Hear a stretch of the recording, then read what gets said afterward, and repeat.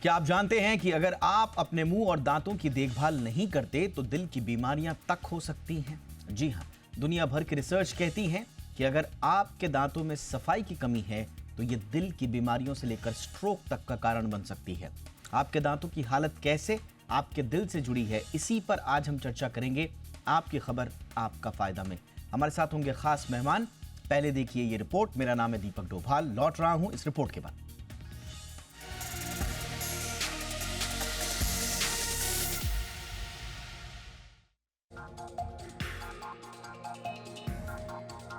हम में से ज्यादातर लोग दांतों की देखभाल को बस जल्दी से ब्रश करने या ज्यादा से ज्यादा फ्लॉस करने तक सीमित कर देते हैं। लेकिन दांतों की सही देखभाल का सीधा संबंध न केवल सुंदर मुस्कान से है, बल्कि दांतों का हाइजीन आपके दिल तक का सफर तय करता है। दुनिया भर की कई रिसर्च ये बता चुकी हैं कि अगर मसूड़ों की बीमारियों को नजरअंदाज किया जाता है तो इसका असर दिल और जोड़ों पर भी पड़ सकता है। इसलिए आइए आपको दिल की सेहत से लेकर ओरल हाइजीन के संबंध के बारे में बताते हैं। रिसर्च ये साबित कर चुकी है कि अगर आपके मसूड़ों में प्लाक जमा है तो दिल की धमनियों में प्लाक बनने का खतरा बढ़ जाता है। इसके अलावा मसूड़ों की सूजन का कनेक्शन दिल की सूजन से भी है, जिससे दिल के दौरे का खतरा बढ़ता है। खराब हाइजीन से मसूड़ों में पाए जाने वाले बैक्टीरिया खून में मिलकर दिल के वॉल्व तक पहुंच सकते हैं, जिससे इन्फेक्शन का खतरा बढ़ता है। कभी कभी खराब ओरल हेल्थ शरीर की प्रतिरक्षा प्रणाली को कमजोर कर सकती है, जिससे ब्लड प्रेशर बढ़ सकता है। यही नहीं, डायबिटीज के मरीजों में ओरल इन्फेक्शन और मसूड़ों की बीमारियां खून में शुगर को नियंत्रित करने में समस्या पैदा करती हैं। जापान की टोक्यो मेडिकल और डेंटल यूनिवर्सिटी के अध्ययन में ओरल बैक्टीरिया में रूमेटाइड आर्थराइटिस के लक्षण बढ़ने का संबंध पाया गया। भारत के लोगों के साथ समस्या ये है कि आज भी ओरल हाइजीन को आम घरों में सबसे कम तवज्जो दी जाती है। ओरल हाइजीन के नाम पर दातून कर लेना, कुल्ला कर लेना या जल्दबाजी में ब्रश कर लेना ही मुंह की सफाई माना जाता है, जबकि ओरल हाइजीन इससे कहीं बड़ी प्रक्रिया है जो ज्यादा तवज्जो मांगती है। दरअसल ओरल हाइजीन के तहत रोजाना 2 बार ब्रश करना और सही तरीके से धीरे धीरे ब्रश करना जरूरी है। रोज फ्लॉस करें ताकि दांतों के बीच के हिस्सों की सफाई हो सके। एंटी माइक्रोबियल टूथपेस्ट का उपयोग करना भी जरूरी है ताकि बैक्टीरिया को कंट्रोल किया जा सके। नियमित रूप से डेंटिस्ट से चेकअप कराना जरूरी है ताकि कोई भी समस्या शुरुआती स्तर में पकड़ में आ जाए। दांतों का कनेक्शन आपकी डाइट से भी है, इसलिए ऐसा भोजन करें जिसमें कैल्शियम और विटामिन सी ज्यादा हो, जिससे दांत और आपके मसूड़े मजबूत बने रहें। हर हाल में धूम्रपान और शराब से परहेज करें, क्योंकि इन आदतों से मसूड़ों और दांतों को गंभीर नुकसान हो सकता है, जिससे दिल की बीमारियों का खतरा बढ़ता है। इसके अलावा ज्यादा मीठा खाने से भी परहेज करें। ओरल हाइजीन की अनदेखी न केवल दांतों और मसूड़ों की समस्याओं को जन्म देती है, बल्कि इससे ओरल कैंसर का खतरा भी बढ़ सकता है। खास तौर पर धूम्रपान, तंबाकू चबाना और ज्यादा शराब का सेवन करने वाले लोगों में ओरल कैंसर का खतरा अधिक रहता है। नियमित जांच और सही देखभाल से इसके जोखिम को कम किया जा सकता है। दांतों की देखभाल सिर्फ एक ब्यूटी रूटीन नहीं है, बल्कि ये दिल की सुरक्षा का पहला कदम है। ओरल हाइजीन न सिर्फ आपके दांतों को चमकदार और स्वस्थ बनाती है, बल्कि पूरे शरीर की सेहत को भी सुधारती है। नियमित ब्रशिंग और फ्लॉसिंग जैसी साधारण सी आदतें दिल और जोड़ों की बीमारियों के साथ साथ ओरल कैंसर से बचाने में भी अहम भूमिका निभा सकती हैं। ब्यूरो रिपोर्ट, जी मीडिया। खास मेहमान आज की चर्चा में हमारे साथ जुड़ चुके हैं। स्वागत करते हैं डॉक्टर आशीष कक्कड़ का, जो कि सीनियर डेंटल सर्जन हैं इंद्रप्रस्थ अपोलो हॉस्पिटल से जुड़े हुए। डॉक्टर कक्कड़, बहुत बहुत स्वागत है सर आपका शो पे।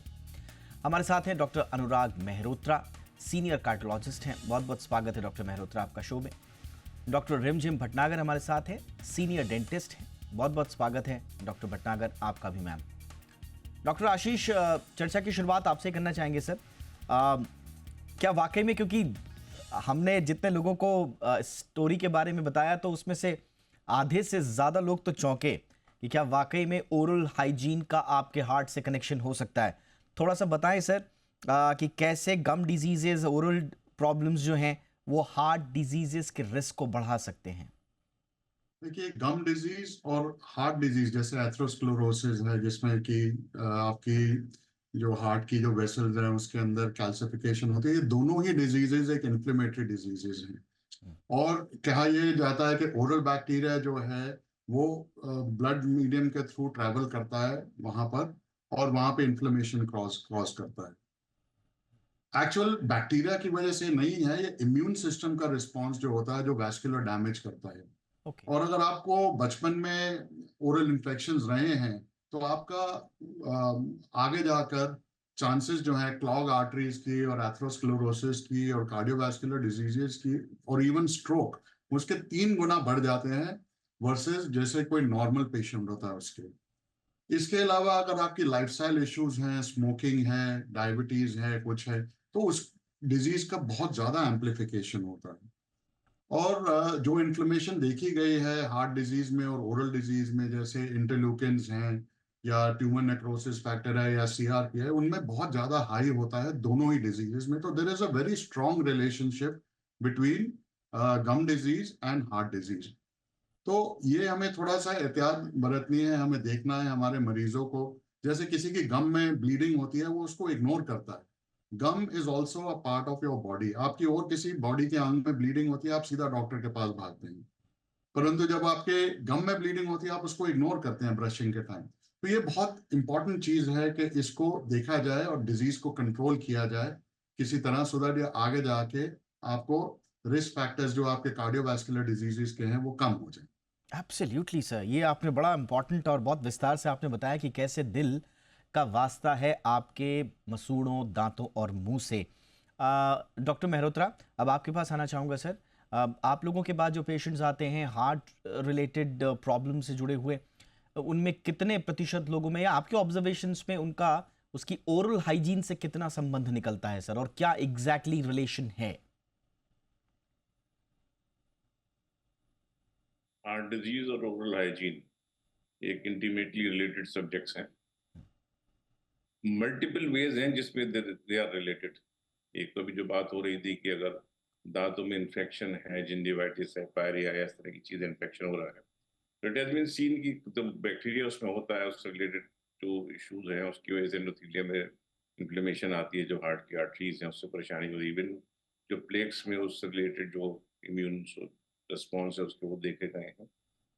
लेकिन उसकी वजह से ये होता है नहीं होता है, it is difficult to say. There is only association, causation वाली बात नहीं है। एसोसिएशन मींस कि देखा गया जिनमें ये होता है इसमें ऐसा हुआ है, लेकिन यही इसका सिर्फ कारण है ऐसा नहीं। एक इम्पॉर्टेंट चीज है, ओरल हाइजीन आपके अपने आप के पर्सनल हेल्थ को भी रिफ्लेक्ट करता है, आपकी कोमॉर्बिड कंडीशन को भी शो करता है। करेक्ट। जैसे रिस्क फैक्टर है हार्ट के लिए स्मोकिंग या तंबाकू, डिफरेंट तरह की चीज यूज करना। हार्ट के लिए जो प्रोसेस फूड है, अल्ट्रा प्रोसेस फूड है, इस तरह की चीजें, चीनी जिसमें ज्यादा होती है, उनको लेना हार्ट के नुकसान करता है, वो दांतों को भी नुकसान करता है। तो एक चीज तो ये होना कि कॉमन फैक्टर्स हैं इसलिए रिफ्लेक्ट हो रहा है। एक है दांतों की वजह से हार्ट पे असर पड़ना, दोनों रिलेटेड सब्जेक्ट हैं, दोनों कहीं ना कहीं तक सही हैं। इंपॉर्टेंट इशू जो है, जैसे भी डॉक्टर साहब बात कर रहे थे कि उसके इन्फेक्शन की वजह से या इम्यून रिस्पॉन्स की वजह से इसमें इन्फ्लुएंस हो रहा है, तो उसके लिए हाइजीन को मेंटेन करना ऑब्वियसली जरूरी है, इसमें कोई शक ही नहीं। जो चेंजिंग लाइफ स्टाइल है उसमें हम लोग देख रहे हैं कि जो आजकल जिस तरह खाना हम लोग खा रहे हैं या बाकी जो एडिक्टिव सब्सटेंस है, तंबाकू किसी भी तरीके से, सिगरेट हो या बाकी ले रहे हैं, तो दांत पे भी इफेक्ट डालेगा, हार्ट पे भी इफेक्ट डालेगा। एक दूसरा जो एस्पेक्ट है, दूसरा ग्रुप है कि जैसे जिनको हार्ट की प्रॉब्लम एज सच है, एस्टेब्लिश प्रॉब्लम है, उनमें डेंटल प्रोसीजर्स हो रहे हैं, डेंटल प्रॉब्लम हो रही है, उनमें क्या प्रिकॉशंस लिए हैं, वो अपने आप में एक बहुत बड़ा सब्जेक्ट है। कई बार ये देखा गया है कि जैसे दांत का कोई प्रोसीजर हो रहा है, उस प्रोसीजर में अगर प्रॉपरली प्रिवेंटिव स्टेप्स नहीं लिए गए, जैसे ब्लड थिनर्स उनको चलते हैं, या जो प्रोसीजर्स करते हैं उसमें जो लोकल एनेस्थेटिक यूज करते हैं, उसमें एक दवा होती है, फिर होते हैं, इफ इट इज देयर, तो some of the time it causes problem with the heart. Alright उस लिहाज से देखा जाना जरूरी है। जी। पेशेंट जो फेलियर पेशेंट्स हैं या कुछ एंटी हाइपरटेंसिव पे हैं, कुछ दवाएं हैं जिसकी वजह से मुंह में ड्राइनेस भी हो सकती है, अभी जिंजिवल हाइपरप्लेजिया तक हो जाता है कुछ मेडिसिन से, तो उसको में देखने की जरूरत है। जो फेलियर के पेशेंट्स हैं वो डायरेटिक्स में है तो मुंह ड्राई रहता है, तो dry mouth has got propensity to develop different infections alright also, sir. तो या उस चीज को भी देखा जाना जरूरी है। यानी कि आपके मुंह, मसूड़े, दांत से ये आपके हार्ट पर क्या इम्पैक्ट कर रहे हैं वो भी आपको देखना है, और इसके जस्ट ठीक ऑपोजिट कि आपके हार्ट रिलेटेड प्रॉब्लम की वजह से या दूसरे अंडरलाइन कंडीशंस की वजह से आपके ओरल जो इकोसिस्टम है उसमें कोई तब्दीली आ रही है, तो सबको ऑब्जर्वेशन के साथ देखना है। अब चलते हैं डॉक्टर रिमझिम के पास। डॉक्टर रिमझिम, अब हम ओरल हाइजीन की जब बात करते हैं तो ओरल हाइजीन खास तौर से आपकी हार्ट हेल्थ से रिलेटेड ओरल हाइजीन क्या है? कई लोग समझते हैं कि साहब हमने एक बार ब्रश किया या 2 बार किया या नहीं किया, सिर्फ दातून कर लिया, नीम वगैरह लगा दिया, वो ओरल हाइजीन है। कई बार ये होता है कि आप नियमित सफाई करवाते नहीं साहब। कुछ लोग कहते हैं कि नहीं साहब सफाई जो है इतना ज़्यादा मत कराओ। मतलब बहुत तरह की भ्रांतियां हैं। तो एग्जैक्टली ओरल हाइजीन एक सही मायने में क्या है मैम, ताकि आपकी हार्ट हेल्थ पे हम नज़र रख पाएं? देखिए, prevention is the treatment, prevention is better than cure, ये हम सब जानते हैं। और डेंटल डिजीज़ में भी प्रिवेंशन अगर हम करेंगे, शुरू से ध्यान रखेंगे, तो हमारे डेंटल इश्यूज़ ही नहीं होंगे। जब डेंटल इश्यूज़ नहीं होंगे तो it will take care of any further disease. तो ओरल हाइजीन मेंटेन करने के लिए हमें रेगुलर डेंटल चेकअप्स कराने चाहिए। every 3 months we should visit our dentist. Every 6 months to within a year we should get scaling done, दांतों की सफाई। क्योंकि दांतों की सफाई होगी तो जो हमारा बैक्टीरिया जो जमता है दांतों में वो नहीं जमेगा। That is the main source of plaque buildup, जिससे हमारे पेरिडोंटल डिजीजेज होती हैं। वो नहीं होगी तो हमारा जो जर्म्स हैं, बैक्टीरिया है, वो ब्लड के थ्रू एंटर करके सर्कुलेशन के through it will not reach other organs, specifically जैसे हम अभी बात कर रहे हैं the heart. So it will be taken care of like that. Secondly, जैसे it was mention before the lifestyle, जैसे हम खाना खाते हैं, sugary food, junk food, if we reduce that and we start eating healthy food, जैसे कि more of green vegetables और more of cleansing खाना, जैसे apples, fruits जैसे होते हैं, अगर हम उस पर फोकस करें तो that will take care of our oral hygiene. Thirdly, regular brushing of teeth in the morning and at night. अगर हम रोज़ सुबह शाम ब्रश करें, अगर हो सके आफ्टर एवरी मील करें, that will take care of our oral hygiene. So these 3 things are extremely important. तो ये बड़ी बुनियादी चीज़ें हैं जो आपको एक बार फिर सोचनी चाहिए। ये ऐसी कोई चीज़ नहीं है जो आप नहीं कर पाएँ या बड़ी दूभर हैं करने के लिए। लेकिन जैसा मैम ने कहा कि अगर आपने समय रहते अगर पहले से ही इस हाइजीन का ख्याल रखा है तो फिर आगे आपको कोई प्रॉब्लम होगी ही नहीं। एक छोटा सा ब्रेक के लिए मैं रुक रहा हूँ। ब्रेक के उस बार थोड़ा सा और समझने की कोशिश करेंगे इस चीज़ को कि हम अपने दांत की या मुंह की सफाई के लिए और क्या अतिरिक्त कदम उठा सकते हैं, और दूसरा कब ये हमें थोड़ा सा आभास होना चाहिए कि हमारे दांतों, मसूड़ों और मुंह में कुछ गड़बड़ चल रही है, वो संकेत क्या है, सिम्टम्स क्या हैं, उन पर भी करेंगे बात एक छोटे से ब्रेक के बाद।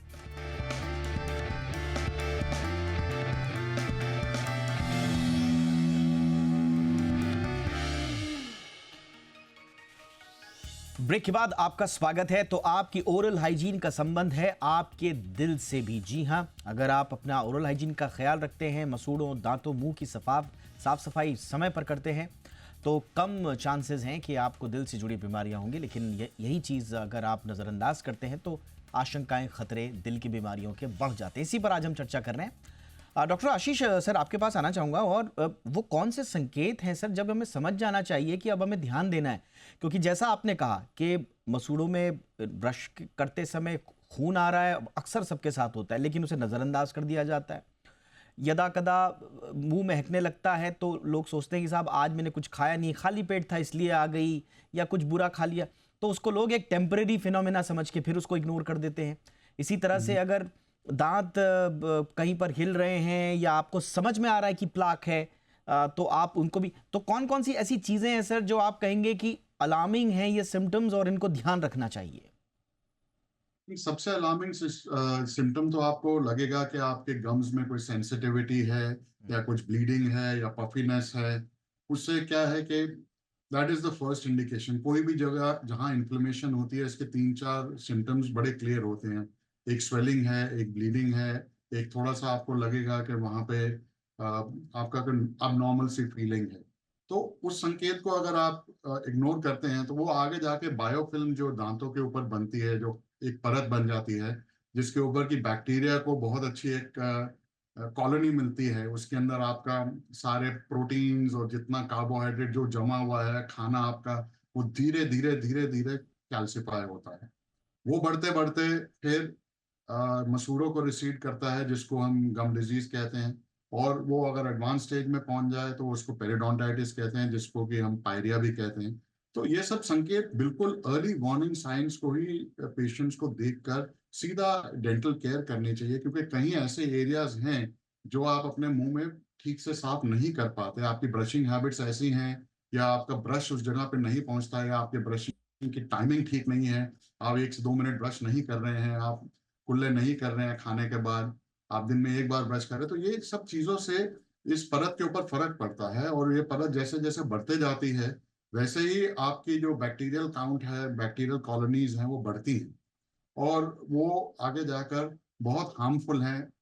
डेफिनेटली हार्मफुल हमारे ओरल सिस्टम के लिए तो है ही हैं, बट साथ ही साथ पूरे शरीर के लिए बहुत ज्यादा हार्मफुल हो जाए। एब्सोल्युटली, और इसीलिए हमने कहा कि आपके हार्ट से लेकर आपके जोड़ों सब जगह के लिए फिर आगे चलकर खतरा बन सकते हैं, इसीलिए ध्यान रखना है। डॉक्टर मेहरोत्रा, क्या जो हार्ट पेशेंट्स हैं या किसी को भी अगर कोई हार्ट से रिलेटेड दिक्कत है, क्या उनको स्पेशल प्रिकॉशंस लेने चाहिए?